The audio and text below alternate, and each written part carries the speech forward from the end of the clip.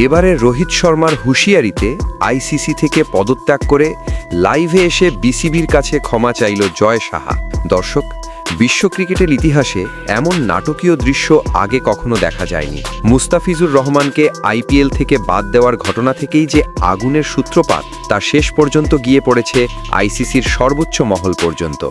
নিরাপত্তা শঙ্কায় ভারতের মাটিতে টি-20 বিশ্বকাপ খেলতে অস্বীকৃতি জানায় বাংলাদেশ। দীর্ঘ আলোচনা, বৈঠক, ইমেইল সবকিছু করেও আইসিসি বাংলাদেশকে রাজি করাতে ব্যর্থ হয়। শেষ পর্যন্ত ম্যাচ শ্রীলঙ্কায় সরানো হয়নি। বাংলাদেশ বিশ্বকাপ থেকে সরে দাঁড়ায়, তাদের জায়গায় সুযোগ পায় স্কটল্যান্ড।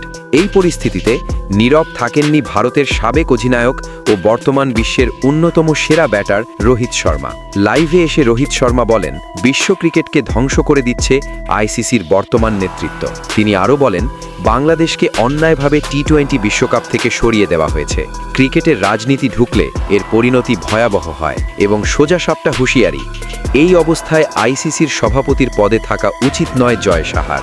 রোহিত শর্মার এই বক্তব্যে ক্রিকেট বিশ্বে তোলপাড়। সাবেক ক্রিকেটারদের একাংশ প্রতিবাদে মুখর। সোশ্যাল মিডিয়ায় ঝড়। আইসিসি সভাপতির পদ থেকে সরে দাঁড়ান জয় সাহা। পদত্যাগের পর লাইভে এসে বাংলাদেশের উদ্দেশ্যে জয় সাহা বলেন, রাজনৈতিক কারণে আমি বাংলাদেশকে বিশ্বকাপ থেকে বাদ দিয়ে এক বড় ভুল করেছি। তিনি আরও বলেন, ক্রিকেটের চেয়ে বড় কিছু হতে পারে না। আমি বিসিবি ও বাংলাদেশের জনগণের কাছে ক্ষমা চাইছি। ক্রিকেট কি সত্যিই রাজনীতির শিকার?